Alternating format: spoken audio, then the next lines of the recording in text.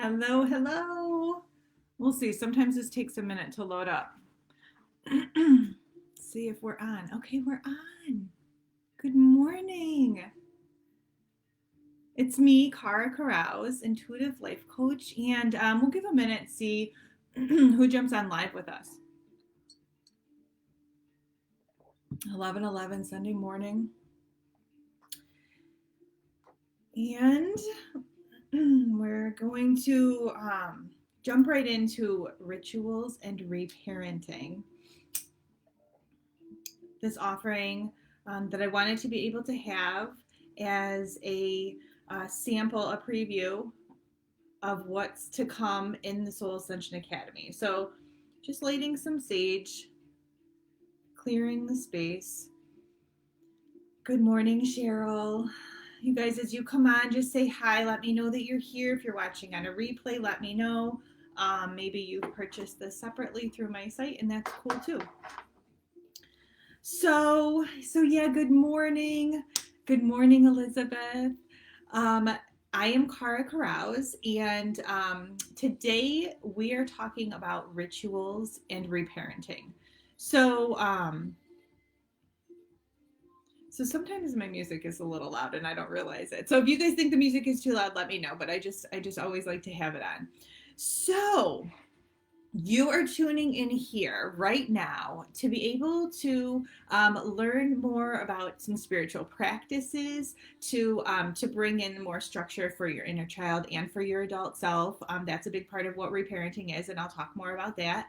And also to be able to learn more about the void, this emptiness. I posted about it yesterday, last night, and it's really something that I think about a lot. It's something that comes up a lot with my clients that I work with one-to-one and in a group coaching capacity. Good morning, Janet. Also, we're going to be looking at love addictions and trauma bonds. I recorded a video weeks ago about that, part 1 and part 2, and those are posted like in my social media feed and also on YouTube. And we're going to be talking about inner child healing and reparenting, like I said, and also establishing these spiritual practices, morning, day, night, like all of it, because all of that is so important and so supportive to our healing journey. This is a lifestyle. This is ongoing. This isn't something that we just do and it's done. So I'm going to be referencing my book, Keep Showing Up, a lot because a lot of these concepts are in this book also. It's available on Amazon. I wrote it a couple months ago at a time when I really needed to have this content move through me to be able to share with you guys or the reader, whoever it's going to be. So a lot of the stuff is going to come from that. So welcome.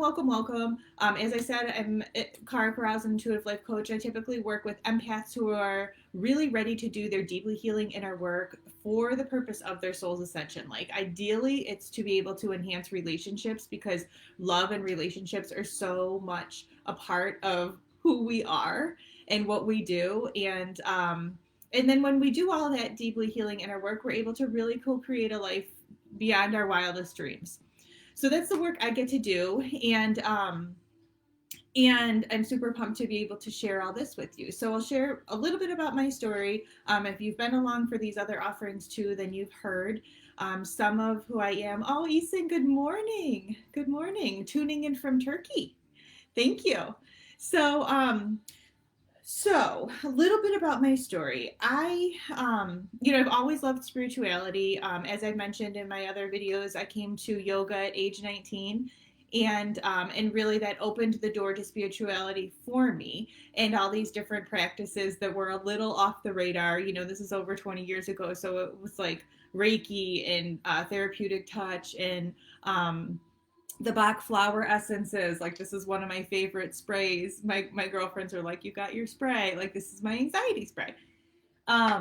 Those weren't really mainstream. Essential oils, like, meditation. It was total woo-woo. In the law of attraction, it was total woo-woo. But it's always been a big part of who I am. And for me, it was always just so much therapeutic for me and such a big part of my own healing journey that I got to be able to incorporate these different tools and bring them in my tool bag and be able to use them and see what would work and what wasn't going to.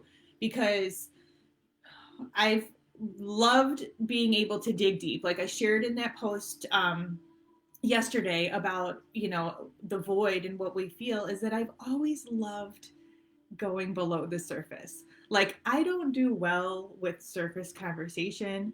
I really just love to understand the inner workings of people, of myself first and foremost, and of those who I interact with. So I really love to just be like, so what's your story? And I love to just listen.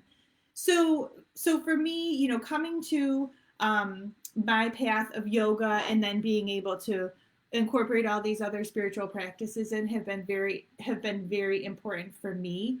And most recently, they really flared up when I had my relationship with my twin flame, who I've talked about before, and um, realized that I had an addiction to love with him, and I was trauma bonded with him, and I created those videos. I recorded those videos a couple weeks ago that I was referencing at the beginning of this video, this live, and really it's just to bring more awareness to it. Like in my adolescence, I smoked cigarettes. Like, fine, I still will smoke a cigarette now and then. I've never been big on addictions. I do like to spend, and I'll be addressing like all these different ways that addiction sort of shows up in our lives and how we work to fill the void. But excuse me, I really was shown like what addiction looks like when I was trying to break away from my twin flame, from this partner who I was with. And I would, this went on for 2 years, as I've mentioned before. And the whole relationship was about 6 years in entirety, and the last 2 were really push, pull, push, pull. It was revealed to me my core wounding. It was revealed to me my codependent tendencies that I have worked to overcome. And now I get to continue to practice all of my new skills. I get to, I'm in the process of unlearning and relearning, just like we all are, but it's an application, it's a practice, it's a lifestyle.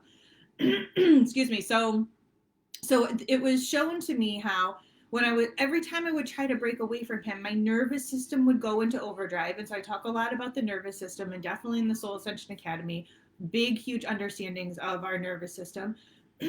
But I would get so thrown into my sympathetic activation, which was my fight or flight. And I would feel very agitated and really on edge, and nothing would soothe my soul unless I had a connection to this person.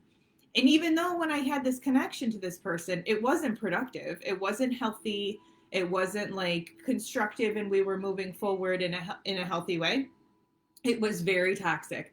Though I still craved it, I still craved it. And I was like, okay, I fucking get it. I get it. I understand how the heroin addict must use again. I understand how the alcoholic needs to have that drink again. I get it. Like, I get it. Because for me in my life, it's always been like, if I don't understand something, and there's like a slight judgment towards it, I will be shown it. Guaranteed, I will be shown it in my own life. And it's I'm thankful that I'm able to see it and receive it, and then now have compassion for those people. And I will even go, so this, I'll talk about my thought in a minute, but that was what opened me up to really understanding the importance of being able to establish rituals for myself, because a big part of why addicts use is the ritual of it. Like, let's say a heroin addict, whatever their process is, I'm sure it's very ritualistic. An alcoholic, I'm sure it's very ritualistic. They crack their beer open, or maybe they get their ice and then they mix their drinks together and then they take that for whatever. The cigarettes, whatever. You guys know what I'm talking about. Everybody's got a vice. Everybody has something. Let me know in the comments, you guys who are here, if you understand this concept of like being addicted to something, knowing that it's not good for you, and yet you're still doing it. And let me know if it's like, yeah, I get it. If you get it, or you're here to see whatever else I'm going to be sharing. So, but let me know. But so to me, it really hit me like there are these rituals around all that, and what better way to be able to replace these unhealthy patterns, these habits, with something that is healthy and that is more like supportive of our healing journey, because we're here to rise, we're here to ascend, our soul's growth, our soul's ascension, like I talked about in 3D to 5D. Yes. Okay. Yes, Janet, get it. Yes. Oh, Mitzi, good morning. Yes, get it. Elizabeth, trauma and addiction go hand in hand. Oh, 100%. And so we're going to be talking about establishing these more spiritual, healthy, supportive rituals that we can put in place. And in an effort, we're reparenting ourselves. So a side note that I did have come up that, when I was speaking in terms of like judgment and, you guys know I have a background in, yeah, Cheryl, our escape issue. Yeah, we want to get the fuck out of it. Just like I had in my post, we want to just stop the way we're feeling. So I have a background in psychology, my degree from 2003, and then did birth work. I love birth. I love rebirth. And then I became a registered nurse, and now I get to work with the home birth midwives in my RN capacity. But for years, I was in the hospital, and I was in home care, and I was working in pediatric palliative care. And as a nurse, I I had this major resistance or sort of opposition, just this hesitation to get certified to administer Narcan, which is an opioid reversal agent. And you guys probably know what Narcan is, and we have in my area, and basically in every area in the country, there is a heroin problem. Like, talk about pandemic. This is an epidemic of heroin overdoses and deaths, and it's an addiction, and people are trying to escape, and everything that you guys were writing over here for sure. Trauma and addiction go hand in hand. So really, I had this, like, I was like, no, this aversion is the word I'm thinking of, to getting certified in it, because I was like, you know what? Survival of the fittest. You guys are totally going to think I'm an asshole. Survival of the fittest. And if they can't get their shit together and they can't get off heroin, that's their path. Well, then I had my own shit come up with this love addiction and the trauma bond and the way I felt around needing the contact when I knew it wasn't good for me. And it was like death. I felt like I was dying if I didn't have the contact with this person. And I was like, yes, I understand. And so I went and I drove by this mobile health unit, and got certified, and now I carry it. And hopefully I won't ever have to use it, but I am ready and willing to use it, and really hope that those who do struggle with addiction are able to get to the bottom of it and understand this void. So speaking in terms of the void, for those of you who are on now, did you guys see my post just from yesterday about the cashier? So I was at the grocery store and I was checking out. Let me know in the comments if you guys saw that. Yeah, if you saw the post that I put up yesterday about the cashier I was checking out. And it was this younger guy, and he had all these scars on his arm. And one of them looked like it had really been deep, and it had stitches. There were the scars from that. And I'm a nurse, so it's like my mind is always like nursing judgment, like observe things about people that whatever. I can see that there's more going on. So I asked him, could I ask you a personal question? And he said, yeah. He was open to it. And so I said, are those scars from cutting? Mitzi, yeah, you guys saw it. Okay, yeah. So he said, yeah, and he was super honest, and I give him a lot of credit for being as brave as he was. And I said, how do you feel when you're doing that? I was wondering if it was like relief when he does it, or if it's like, I've never cut, but I know people who I love that have, and I know it's the addiction, and it's the avoiding whatever's actually whatever the pain is they're feeling, and they want something else to take the pain away. Like, I get that. And so I was wondering if it was like he was going to say he felt relief after he did it, or a distraction from the pain, or whatever. and he said he sort of interpreted it like, what does he feel at the onset of when he's doing it? And he said that he felt lonely and empty, and like nobody loved him, like nobody cares. And I was like, oh, dagger to the heart. And I just kind of paused in that and breathe that in.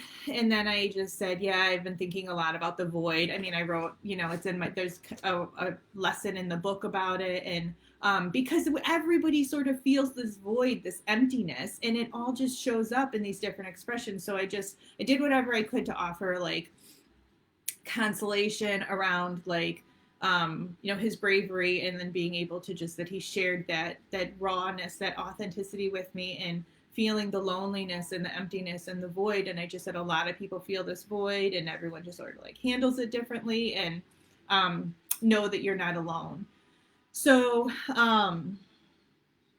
so that was really eye-opening for me too, because it's like we all have this shit. And to me, when addictions come up, like, people, very few of us have been exempt from any trauma in our life. Like, everyone has experienced trauma to one extent or another, and that trauma may look like some big huge violent act, or it may be feeling emotional needs were unmet, or feeling neglect in childhood, and that may not have even been intentional. That may have just been because your parents were so caught up in their own shit, and they gave you a roof over your head, and they gave you a meal 3 times a day, and your needs were met. And but it was like emotionally there was this emptiness, and feeling unseen or unheard, or like not loved or not validated. Like, everybody, we are adults. We are these adults walking around. We are these children walking around in adult bodies. Like, that's really how I feel. Have you guys seen that graphic from Burning Man, the festival in California? Maybe it's even in Las Vegas. I haven't been, but I know it's a big festival out there, where it's like the two, it was a huge structure because they would show people right next to it, but it's these two big bodies, like kind of curled up, the structure of them, and then they're back to back, and then the insides are like lit up, the children playing. Have you guys seen that before? Janet, yeah, the generational wounds. Yeah, it all gets passed down.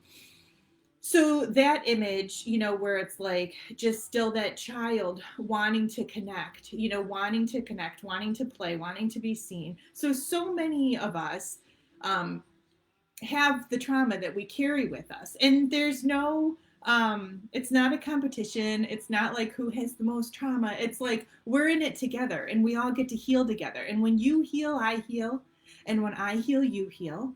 And as we're healing, we're raising our own vibration. And as our vibration is rising, so is that of the collective consciousness. So, and we all just get to ascend together when we apply ourselves and do this work. We get the results. So I think about what with addictions, and how, Elizabeth, you mentioned addiction and trauma go hand in hand. Yes. And so addiction is addiction is addiction is addiction.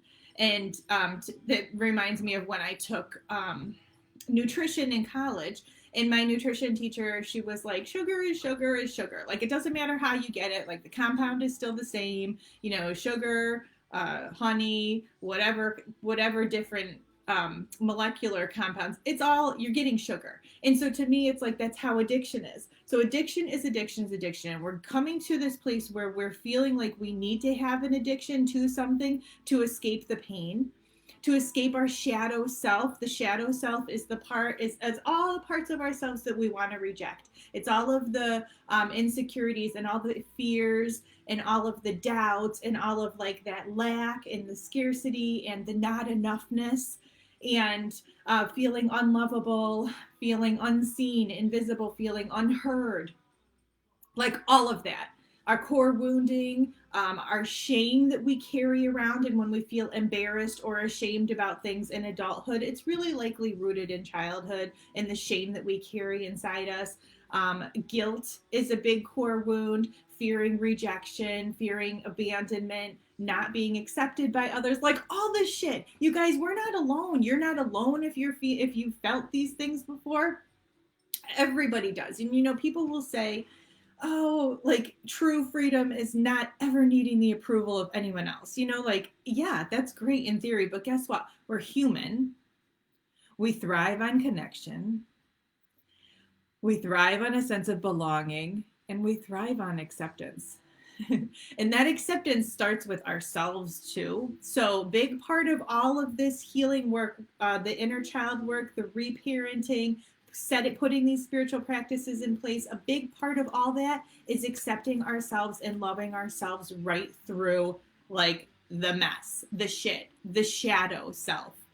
It's an integration of our shadow self, all of this, the demons, I will say, and an integration of like our love and light. And it's all of it. We are all of it. We're not one or the other. You have traumas in your past. They're with you always. We don't just do a healing and they're gone. They're there. They're a part of who you are. And that's okay. And it's okay to shine light on that darkness. Like that's what we get to do. So the purpose of, so in my book, Keep Showing Up, a memoir and powerful guidebook for empaths to embody self-love, self-empowerment, and self-worth, because who doesn't need some more of that? I talk about lesson 26 is the void and shadow work. And so when you have a history of trauma or abuse, it's not uncommon to feel the void and then have shadow work to do. The integration of self and being able to transmute the darkness to light is where the magic happens. And core wounds are very loud when we are feeling this void, this emptiness, this not enoughness, this loneliness, like the cashier was saying, lonely, like nobody loves him. Like, yeah, like, honey, we feel that, and that's okay. And guess what? We're strong. We're stronger because of that, and we get to rise above it. And so the shadow self is rooted in the unconscious self, just like our inner child is. And really, it's important that we address that core wounding, and then we get to heal all of the addictions. Cheryl, without darkness, there's no light. Absolutely. Yeah. Without no rain, there's nothing blooms. Like, absolutely, all of that. So these addictions that come out, it may look like drinking to excess. It may look like shopping to excess. It may look like overeating. It may look like undereating, cutting. Maybe it's sex. Maybe it's working out. Maybe it's being addicted to love. Like, there are just so many different ways that we work as humans, highly adaptable, to escape that feeling of emptiness and that unworthiness and that not enoughness. So you guys, those of you who are here right now live and watching on a replay, I challenge you. This group, Intuitive Self Healers, this is a private group. Nobody in your other feed is going to see any of what you post. I challenge you to type in the box what you feel like your addiction may be. So part of this is just to see, where you are with your level of awareness of self, because that's what starts, that's what gets us going on this healing journey. And then we get to see how we heal. So type in the comments, type in the chat box if you feel called to share, and know that you're not alone. No judgments. Really, it's like we do it just to be able to disconnect. To disconnect and check out and not feel so awful. So antidotes, there's a lot of other stuff I write in my book too. Christina, you have a lot of addictions. And that's the thing, like, people will say, oh, they have an addictive personality. No, fuck that. There is dysregulation in the nervous system. There's trauma that's probably been unaddressed or unhealed. And there's, I'm sure there's a deep desire for genuine connection with others. And I'm sure what you're longing for is just is meaningful, fulfilling, satisfying connections with others. And self-isolating. Yeah. And probably, Janet, you may have just been shown that you're the only one who's going to meet your own needs. And so don't, it's not safe to rely on other people. And that's okay. That's what your body has done. And that's what your nervous system has done to keep you safe. Cheryl, worthiness. Yeah, that's a big one. So many people struggle with that one too. um, so antidotes to healing this void that we feel: self-compassion. Well, first of all, awareness, which you guys, you're so brave for sharing these things in the comments. Awareness, self-compassion, boundaries. I'm going to be getting into boundaries a lot, definitely in the Soul Ascension Academy, and especially this coming week. This is Sunday. So this coming week, Monday, Wednesday, Friday, I'm having an Empowered Empath 3-day series. So every day at 11:11, I'm going to be live in the group, and I'm going to be sharing with you guys different practices, different techniques, ways that we can move more into our empowered state as empaths, as people who are able to pick up others' emotions and really sort of see more clearly the situation than those who don't have the gift of being an empath. So boundaries is definitely a huge one. Gratitude, reprogramming, patching the heart so your love tank doesn't leak. Like, I have this cup that I've been meaning, it's a glass, I've been meaning to like take a video of it because it's one of my favorite glasses. It's at my grandma's. If you guys have read my book or my story, my grandma was someone who was very, very she was a very important person in my life. And she passed 2 years ago. We ushered her out, in a sense. She made the decision to stop eating and drinking, and she was just done with life. She was 93, almost 94, and so we got her in hospice, and she had her last meal and her last coffee, and so we walked her through her soul leaving her body to a year and a half ago. And at her house was always a safe place for me to land. And at her house, we had this star glass. It was this smaller glass, and it had big stars like engraved on it. And between my brother, my cousin, and I, we were like, whoever got to have the star glass was like the special one for that day. So we didn't know. I don't know where the star glass went, but then my cousin, just this last Christmas, she had found the star glasses that looked identical at like a thrift store, and she gifted me one. She gave me one, and so I have the star glass here, and I'll use that star glass any chance I can get, for my little drinks that I'm having, and like an airborne or whatever I'm gonna drink. That's a smaller amount, 4 or 5 ounces, and I noticed the other day that I filled it with water, and it was like there was water shooting out of the bottom of it. Like I had it filled with water, and then water was like shooting. So there's a hole in it. And so I'm like, oh my God, the star glass is like, if you don't fill your love tank, like this is the star, it's like always going to be the water's always going to be shooting out. Like if we don't patch that hole, then it's always leaking. If you don't patch the hole in your heart, it's just, there's always this leak. And then it's like, never enough. Always looking outward for validation, wanting to be seen still, wanting to be like all of that, if we don't patch it within ourselves. So that I'll do a video on that and I'll show you. But my mind, that's where my mind goes, is it's like, that's what happens when we don't patch that hole in our heart or, whatever in our soul. Surround yourself with others who are going to lift you up. These are still the antidotes to healing this void. Energy work, craniosacral therapy, Reiki, EFT. Remember, it's the tapping. I did a video on my Wounded to Worthy group. EFT is very healing and therapeutic for this. Hypnosis, support groups, personal development books. You guys just being here, this is an antidote to you helping, heal this void that you feel. So other content, other information in my book keeps showing up around that void. And, just the notion of addictions. And, it would be really nice to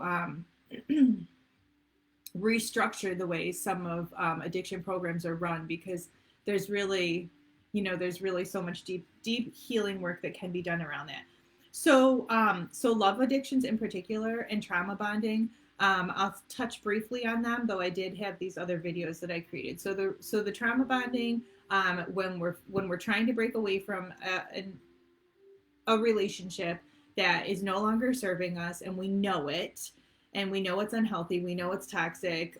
We know there are codependent traits and qualities about it, and breaking away from that, there is a physiological response that goes on in our body, just like that of a drug addict, that withdrawal, that unless we have the connection or the drug, the substance, what have you, then the nervous system gets soothed, the chemical messengers in the brain fire off and everything calms down. Unless we have that, it's like constantly on overdrive. So that's how trauma bonds work. And the reason why we get caught up in trauma bonds and why, this unhealthy person feels like home to us is because that is mimicking what we grew up with in our childhood.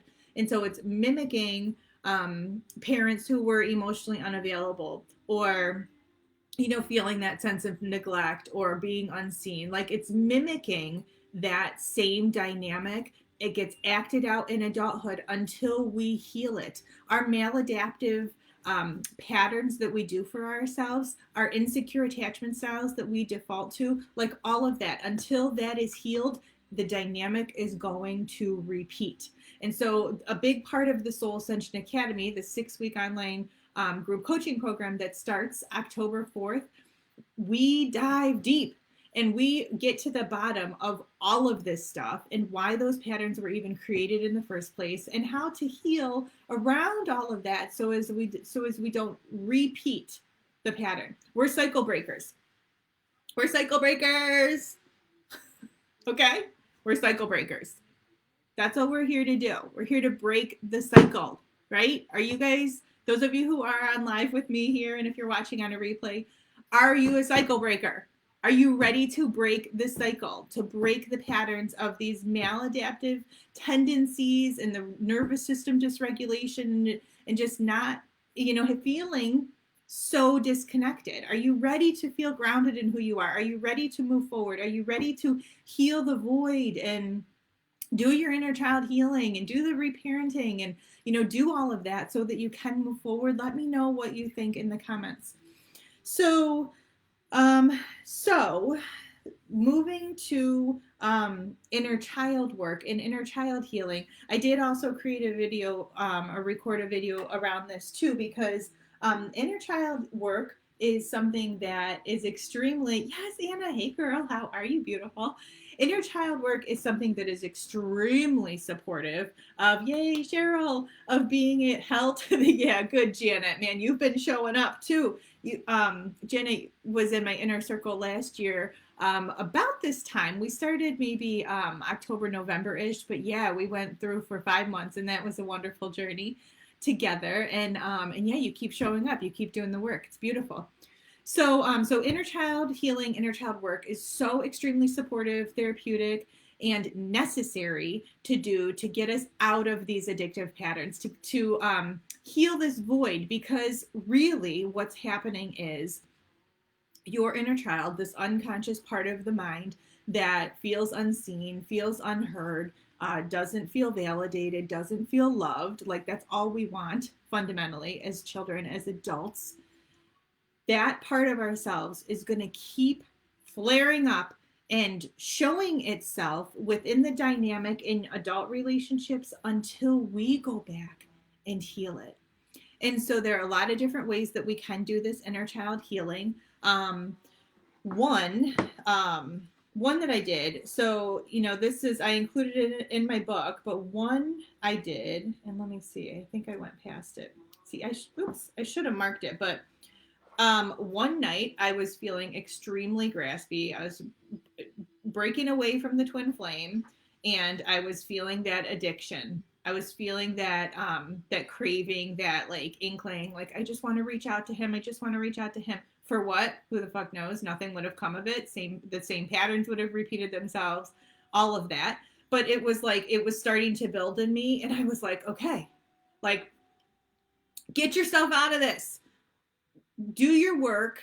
Like, this is what I'm here to do. I'm here to hold space for myself. I'm here to hold space for you guys, to help me do my own healing work, to help you guys do your own healing work. So it's like, fucking put your big girl pants on and do this. So I created this graph, in this same system that I create all my other graphics in.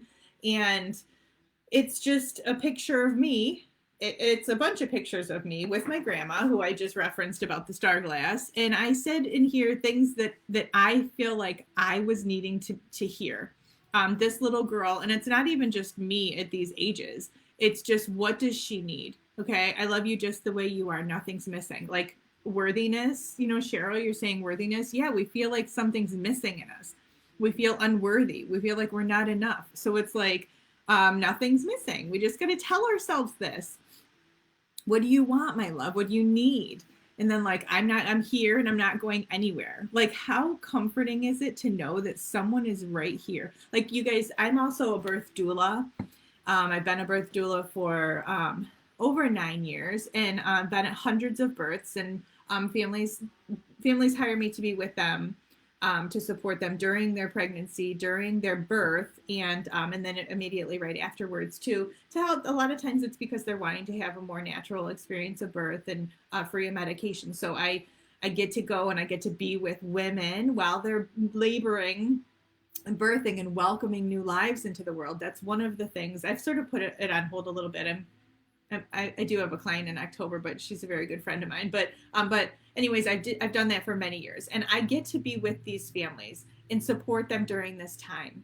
And one of the most powerful things I say to someone, I mean, I'm very hands-on, so I'm like always touching them, and my hands are always cold, like they're freezing right now, and they love it when I touch them, with my cold hands, because they're hot and it's so soothing. And as a Reiki practitioner too, I'm very hands-on and help conduct the energy through me to help bring them peace. But anyways, one of the most powerful things I can say to women, to a woman laboring, physically getting ready to birth her child, is, I'm right here.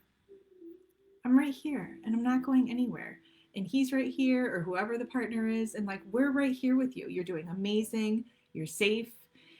You're good. Baby's good. Heart rate's good. Like, everything's good.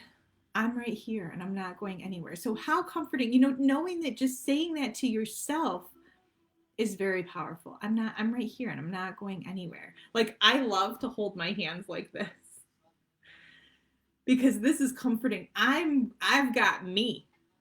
Like, I've got me. I have a great support system. I have very loving people around me, and those who I know I can lean on, but like, I've got me. And this is very soothing to be able to do too. So like, you're your own hero, sister. You're the one coming to save you. You are the one you're waiting for. And it's just a matter of doing all of this other work. So the inner child healing, that's one way to be able to address the little girl version of you. I actually recently have been digging into like adolescent Kara, and because I was like way off the beaten path in my adolescence. So I've gotten into like reparenting and doing work around my inner child through adolescence and my early adulthood too, because I was still a little lost then. Like, we're not adults at 18. No way. I do not believe that for 1 minute. So yeah, there are a lot of ways that we get to go back in and address that version of ourselves. Hey, Lily.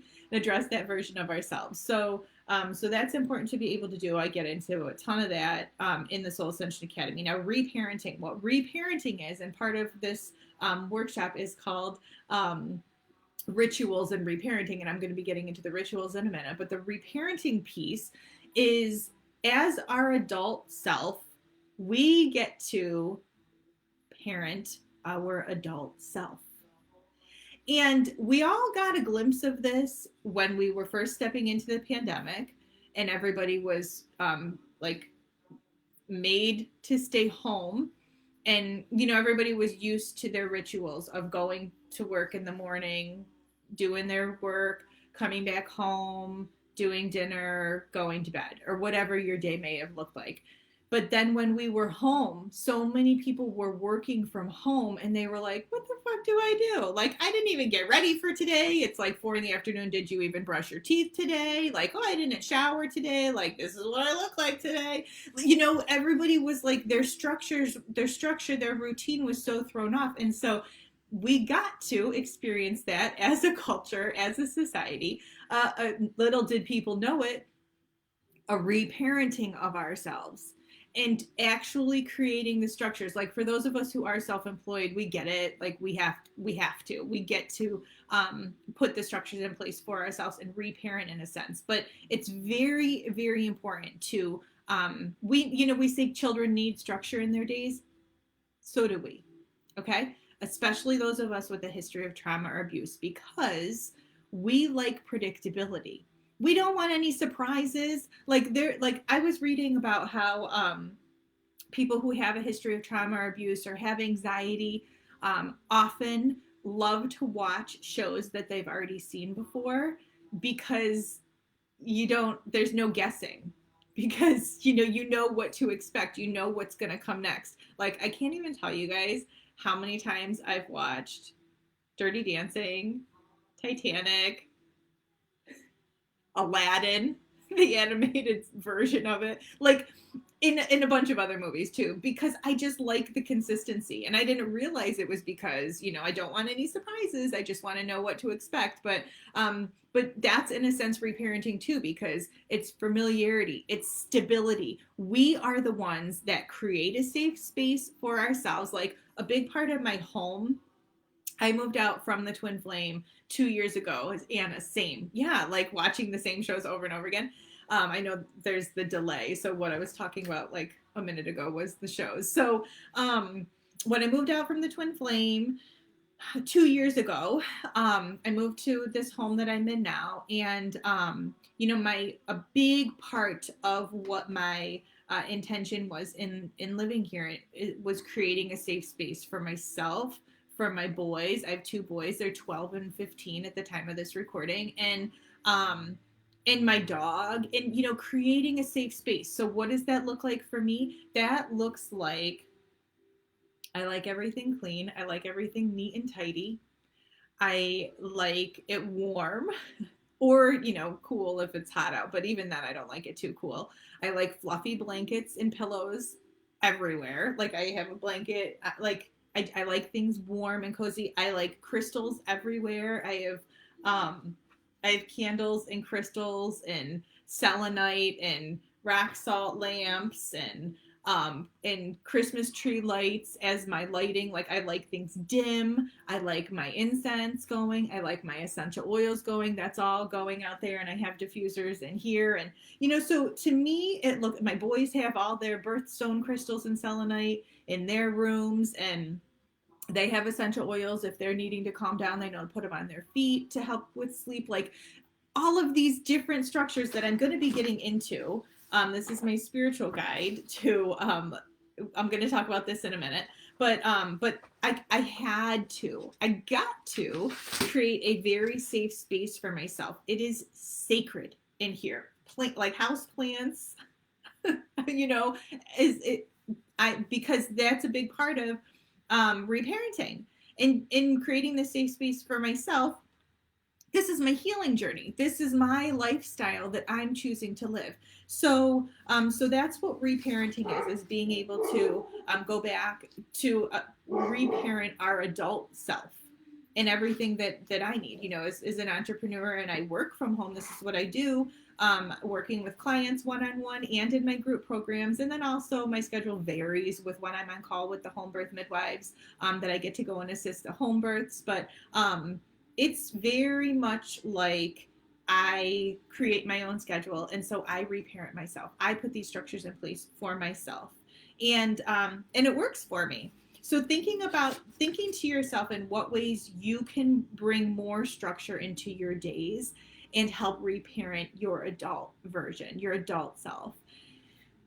So why rituals and spirituality? So spirituality is very important because it helps to remind us that there is something bigger at play. Like I just did that, the 3D to 5D 101. So for those of you who tuned in for that is like complete explanation of what I feel we're here to do and how important it is to understand that there is like a bigger plan in place, and we get to just trust that. We get to we're along for the ride, and we're going to surrender and let go, and we're going to actively co-create and take aligned action and be inspired, and then do things like the start of me having all these offerings was I was walking Coda like I do every single day as part of my structure. We're gonna walk after I'm here with you guys, um, and I said to my guides, tell me how I can serve my community. Tell me how I can show up and serve my community. I want to be bringing more awareness around the Soul Ascension Academy, the 6-week online group coaching program, to take you through your deeply healing inner work for the purpose of your soul's ascension. A lot of times that does have to do with love. And then ultimately, so you can manifest the life beyond your wildest dreams. So it's like how to bring more awareness to that. And it was like, toon, toon, toon, toon, all of these different ideas. The angels in the universe see the good you're doing for others, Cara. Thank you. Thanks, Lily. I mean, you too, you guys too. And it's available to us all. And so I'm, as you know, my meditation practice and me connecting to my intuition and my yoga practice, like all these different practices that I have in place, my rituals, my routines, they're designed, and spiritually speaking, they're designed to keep me open as a vessel. They're designed to ground me in who I am and the strength and power in who I am. And they're designed to allow me to be a vessel to come, whatever is meant to come through me, to support you guys, to support my community. You guys are my soul tribe, and we're all in it together. And on all of you here, you're in it together. You know, we all get to lock arms together and do this deeply healing inner work. We're not alone doing it. We all want to do the work. We all want to rise up. And so let's fucking do it. That's how I feel. And so being the vessel, grounding in who I am, being the vessel. So, and you know, all of that starts with having created a safe space. So start looking at your own environment and see in what ways you're able to create a safe space where that you feel like really good being at ease. Like I've got Coda Bear, he's coming in here. Come here, baby. Oh, he's doing a stretch. But I've got him. Here, come here. Here. I've got him. And so obviously you see he's the German Shepherd and he's pretty tough. Hey. Hey. Are we going to walk soon? Oh, he's looking at me out of the corner of his eyes. So obviously he's pretty tough. He's very protective. He's a very good boy, but he's very protective. And I love German Shepherds because they are so protective. And he helps me feel like I'm in a safe space.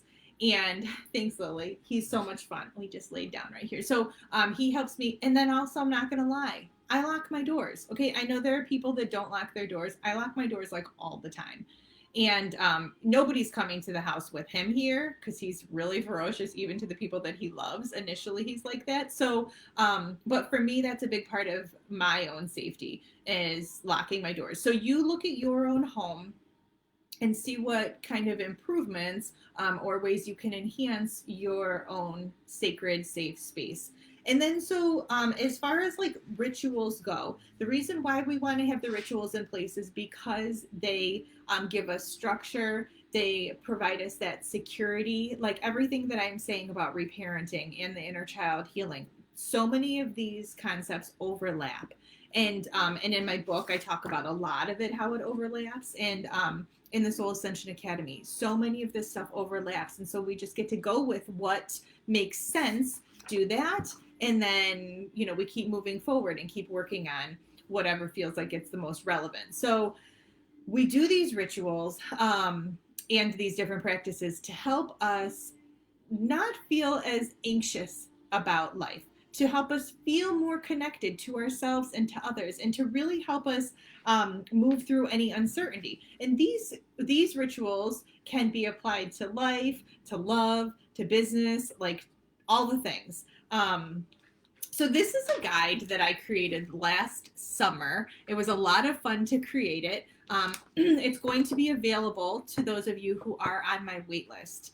If you decide to move forward with the Soul Ascension Academy, this is one of the goodies. This is not the only exclusive offer that I'm going to be having for those of you who are on the wait list. But I put the link to the Soul Ascension Academy in the description of this video, and also I've posted it. You know, I'll be posting it again too. But if you get on the wait list and then you decide that you do want to move forward once registration does open, then this is one of the gifts that you'll get in addition to some other goodies too. So this is a guide where I talk a lot about different concepts around spirituality, and then also I give examples of what you can do for your morning rituals, your daytime rituals, and your evening rituals. Because the more we can do all of those things, the stronger we are in who we are.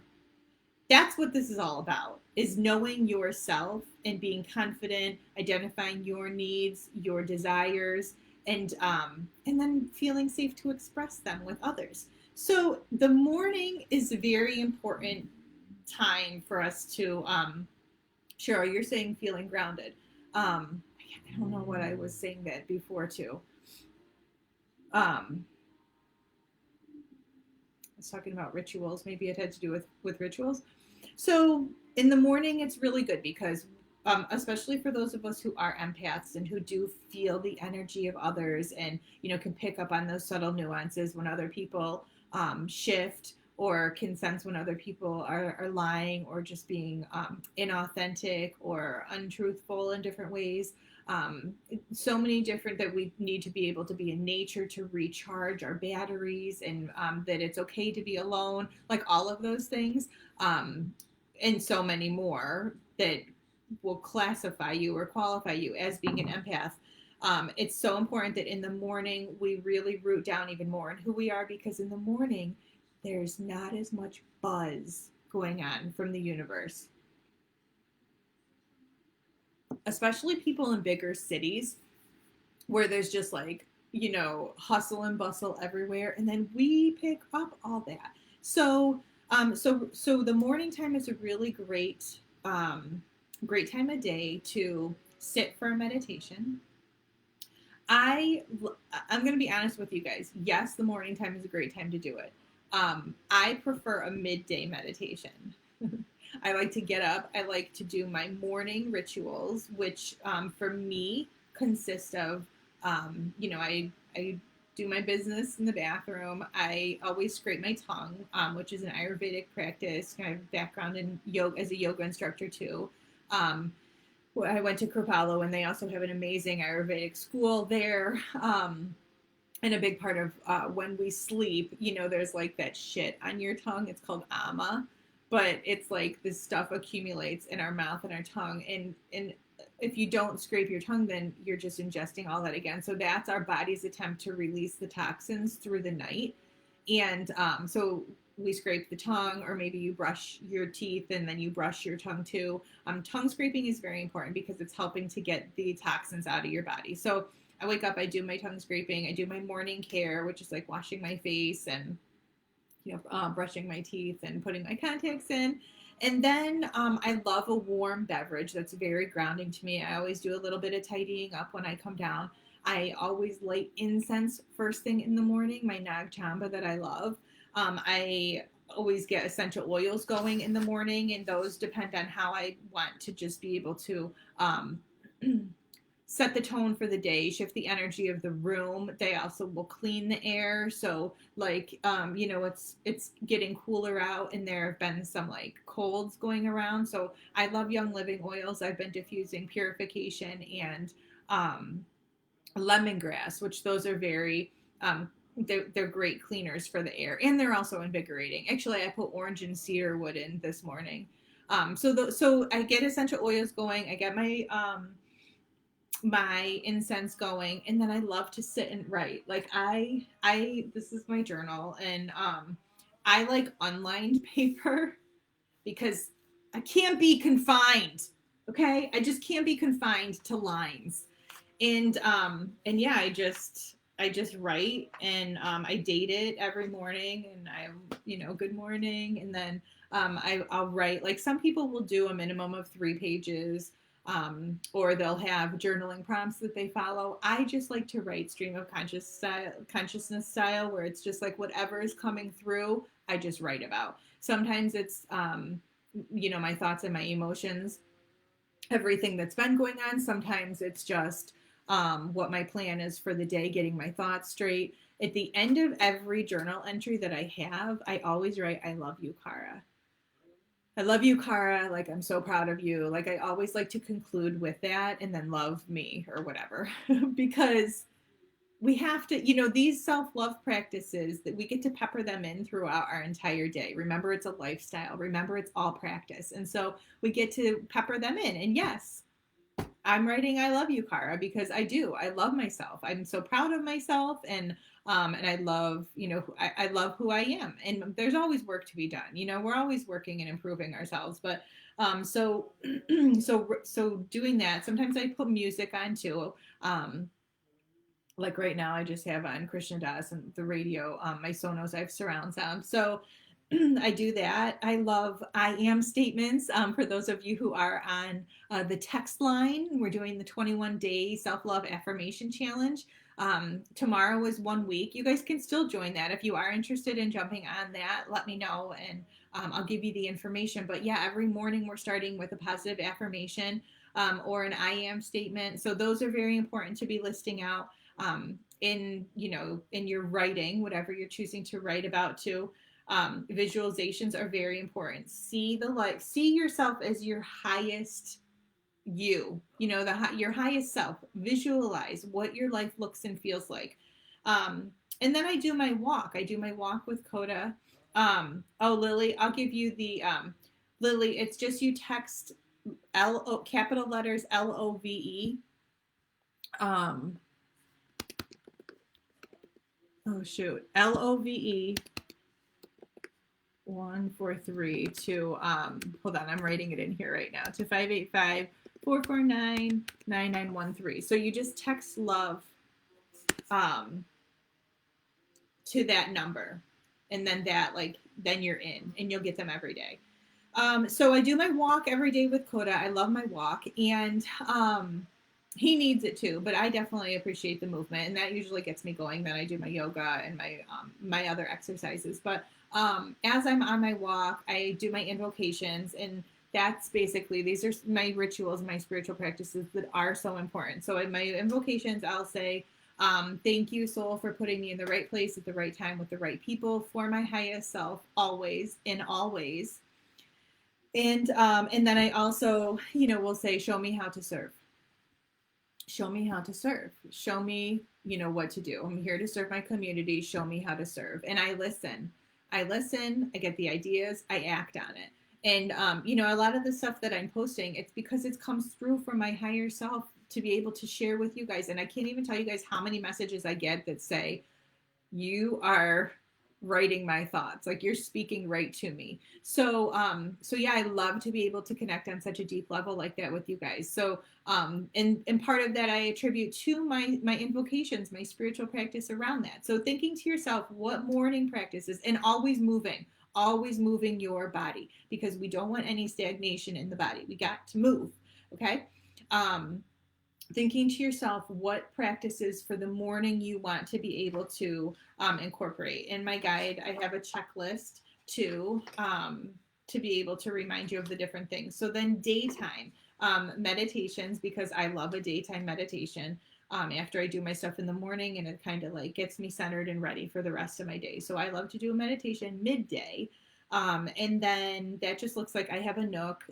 It's upstairs in my room, in a corner of my room, because I have a nice size room. And I have a sheepskin rug down, and a cushion, a meditation cushion, because it's important to have your hips above your knees and the spine long. So the spine, the hips, everything stacks up. Everything's aligned. The heart center is over the hips. The crown of the head is over the heart center. Lengthen the spine. All of that. I put music on. Sometimes I do guided meditation. Sometimes I don't. I just sit and listen to my music. I light my candle upstairs at my altar. I light sage at my altar and cleanse my space before I sit for my meditation, or I do my Palo Santo. And then I usually will pull a card. One of my decks of cards, I have a bunch upstairs. So I'll pull a card, and I'll just, whatever, I shuffle them, and whatever support I'm feeling like I need, that's what I'm shuffling. And then either one falls out or I pull one, and it's like, generally speaking, it's like always right on. So I'm able to apply it to wherever my life is, and then I sit for my meditation and um, doing breath work throughout the day, practicing pranayama. So in yoga, I've been certified as a yoga instructor for 10 years. So pranayama, our prana is our life force, and yama is the manipulation of. And so pranayama is breath work, is changing our breathing to help break up patterns of our thought and being able to utilize the breath in this way. It's like the gateway into our soul. So a very simple practice you can do right now is just noticing what your breath is doing.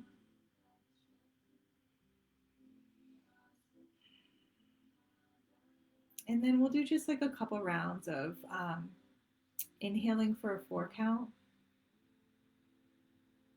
and exhaling for a 6 count. And then you just do that again. Inhaling for a 4 count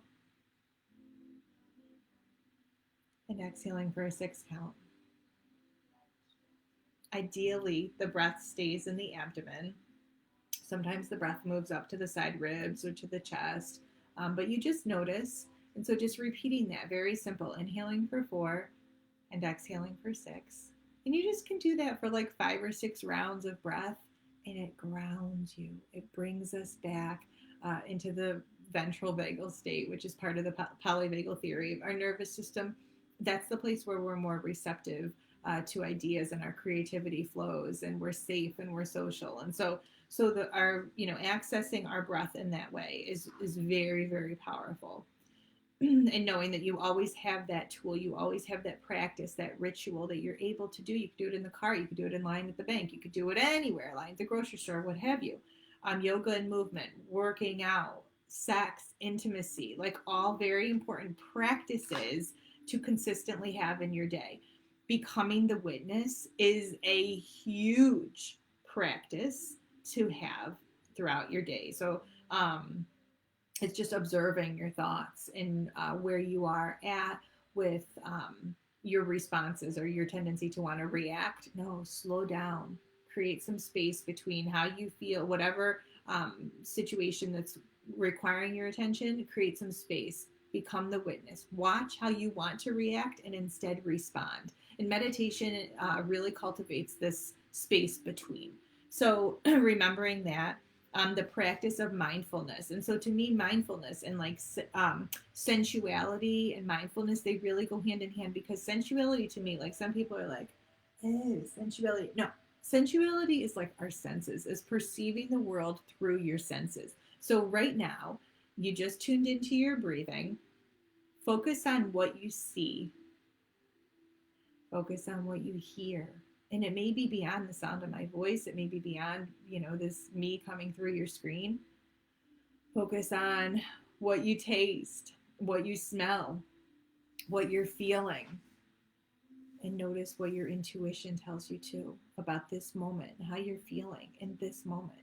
It's not just our 5 senses, it's our 6 senses. So to me, mindfulness gets cultivated, the practice of that, being as present as possible. That's a practice, that's a ritual. And so being as present as possible, mindfulness, sensuality, it all goes hand in hand. And it doesn't just happen overnight. It's a conscious effort you make. It's unlearning the like the blind action. It's unlearning the tendency to just push forward and to be disconnected. And it's relearning to slow down, to be present, to watch your breath, to focus on what you're feeling and seeing and hearing, and like everything you're taking in through your senses. So all of that is very important.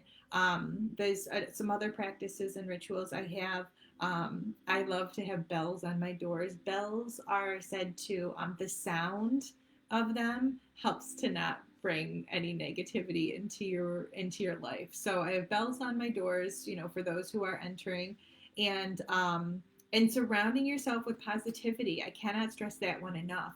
This one is really huge. You think about the people, I talk in 3D to 5D. I talked about when we're around others who are in those lower vibrational states, and how we can feel it in our bodies. So you don't want to be around them, and that's okay. Just put some boundaries in place. If you are wanting to be rising, you're wanting to be creating a new reality for yourself, it's okay to put boundaries in place, and watch how you're sharing your time, watch who you're investing in. Because when we invest, it's not just money, it's not just monetary, it's our energy. Who are we investing in? Whose energy do we want to be in? What kind of time are you investing in things? And money, yeah, and love, like all of it, it's an exchange. It's an exchange of energy. And so surrounding yourself with those are who are going to lift you up. And then a big practice is that it starts with you, and that it's, I've talked about this a lot. We have to love, trust, and respect ourselves first before we can love, trust, and respect someone else. So the relationship you have, I used to always say this at the end of every single yoga class that I taught. Over 10 years ago, I was saying this at the end of every single class. The relationship you have with yourself sets the tone for every other relationship you have with other people. And so for my students at the time, for them coming to that quiet place inside themselves, they were revisiting this sense of who they were and establishing this place of peace and calm for themselves. And then they got to come back to that place whenever they felt they needed to access it. And the more you access it, the easier it is to get back there.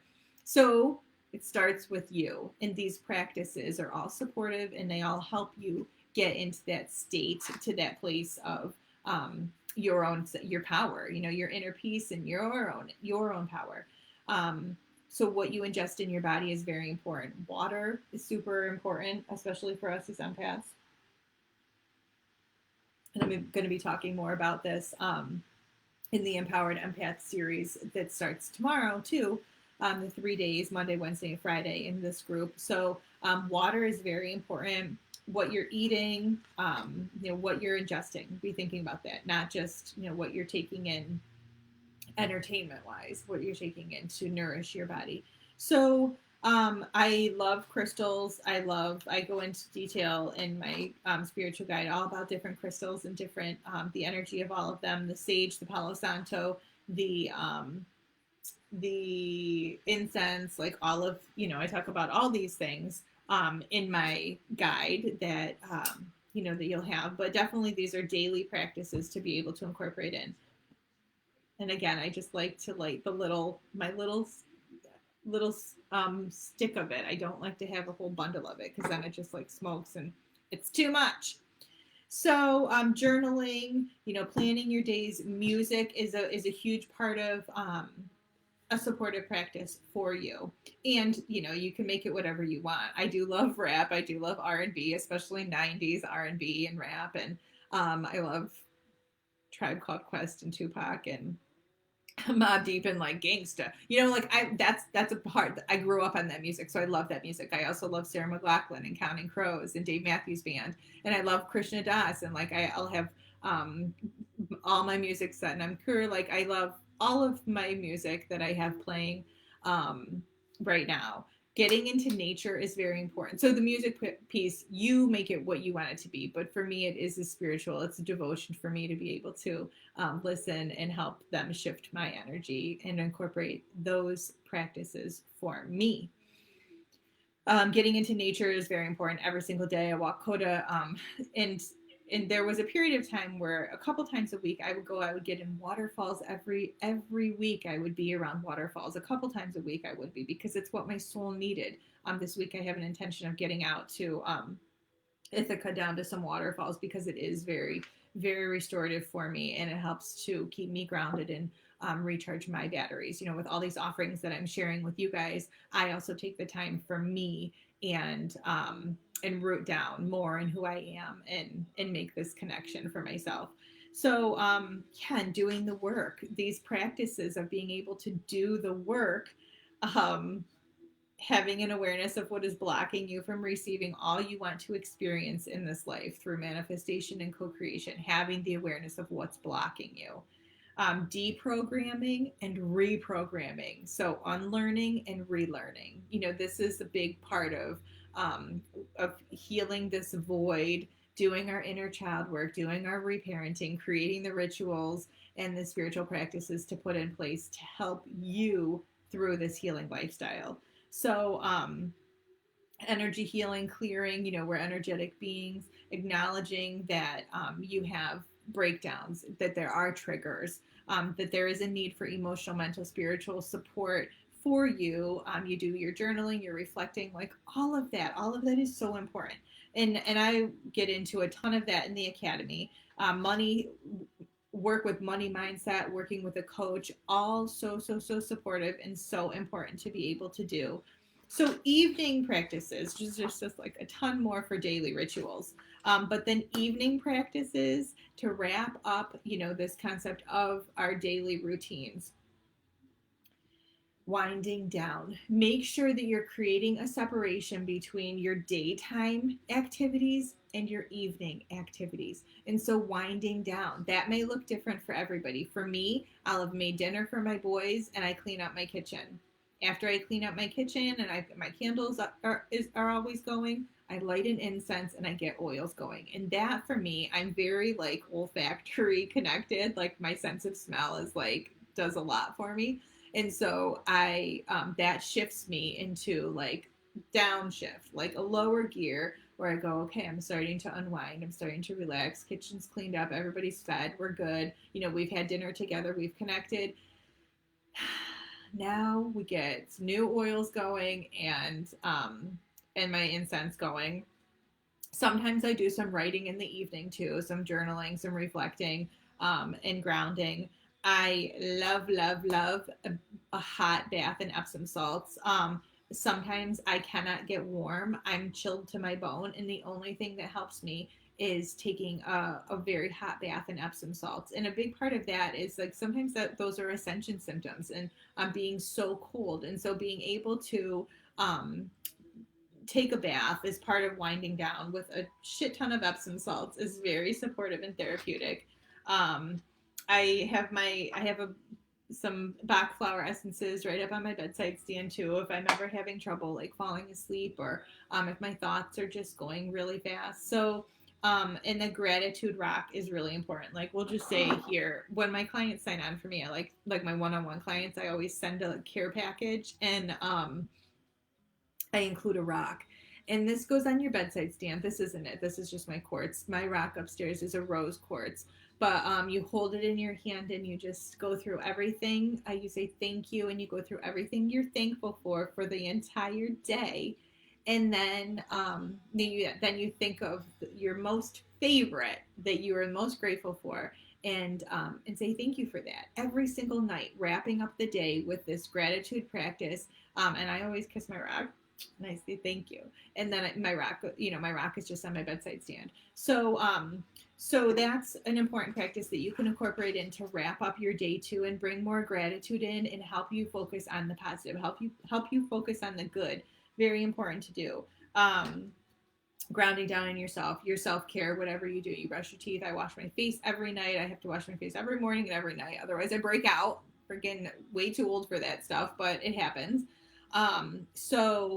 Maybe you floss, like, whatever your practice is around your own self-care, your own hygiene, letting that be a ritual for you.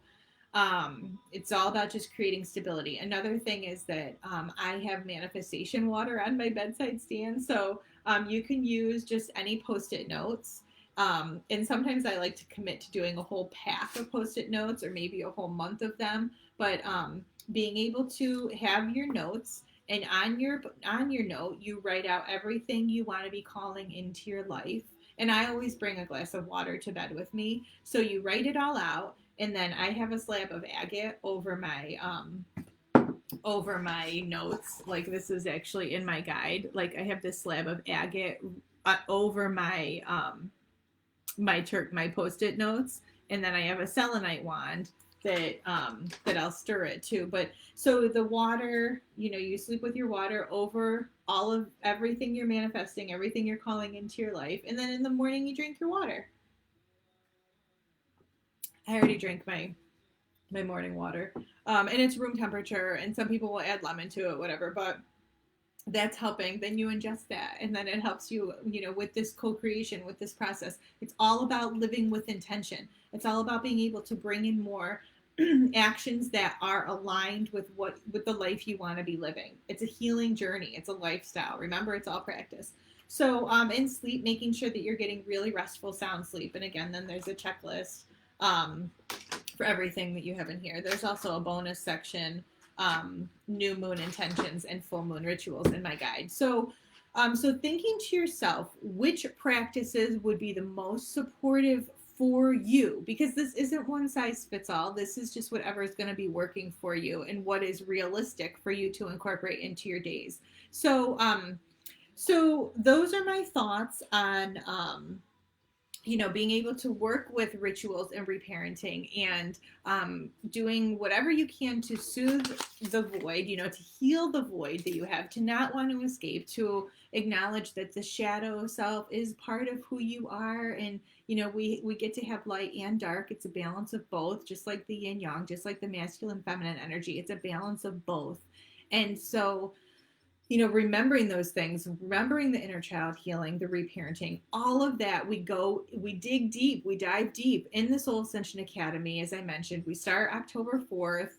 There are payment plans available. So these different offerings that I've had, last weekend it was balancing sacred energies. Midweek it was 3D to 5D. Now rituals and reparenting. And then Monday we start Monday, Wednesday, Friday Empowered Empath 3-day series, where I'm just giving you guys a taste. Like all of this, if you can even believe it, all of this stuff is covered in the Soul Ascension Academy in more detail. And you have the support and camaraderie of like a sisterhood, a group of other people who are diving in to do this deeply healing inner work. So the link for that is in the description of this video. If you are wanting more information around that, you can read all about the program. You can see if it feels aligned with you, if you want to get on the wait list, because when you're on the wait list, and I will be opening that up ahead of open registration for others, for the public, but you'll have your exclusive offers available if you do feel called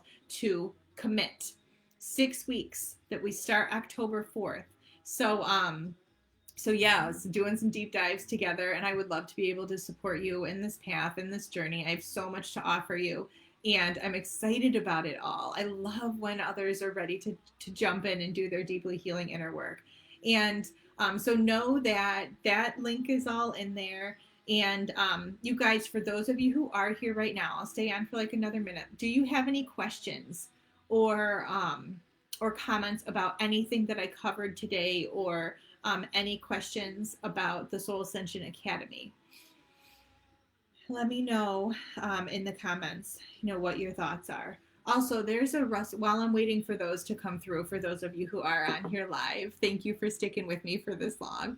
It's been an honor to share all this with you. I want to look up this Russell Brand quote about what he says about addictions and gateway. Okay. So he says, you guys know Russell Brand. I'm in another tab, but you know Russell Brand. So he says, cannabis isn't a gateway drug. Alcohol isn't a gateway drug. Nicotine isn't a gateway drug. Caffeine isn't a gateway drug. Because that's what we've all been told, is these are gateway drugs. No. Trauma is the gateway. Childhood abuse is the gateway. Molestation is the gateway. Neglect is the gateway. Drug abuse, violent behavior, hypersexuality, and self-harm are symptoms, not the cause, of much bigger issues. And it almost always stems from a childhood filled with trauma, absent parents, and an abusive family. But most people are too busy laughing at the homeless and drug addicts to realize that their own children could be in their shoes in 15 years. Communicate, empathize, rehabilitate. So I love that quote, because it's so spot on. Like, it's so real. And it's meaningful to me, because, this is why I do what I do, is to be able to understand that there's a bigger picture here, and we can do our deeply healing inner work. And I'm so here for it. So you guys, no questions. All right, well, then I hope you have a really awesome day. I hope you've gained some new knowledge, some new awareness around the content that I did share. And reach out, DM, let me know if there are any questions that do come up for you. And yeah, hopefully you will get on the wait list for the Soul Ascension Academy, okay? And I'll be in here tomorrow live with the Empowered Empath 3-day series, day one of that, okay? Hope you guys have a great day. Peace.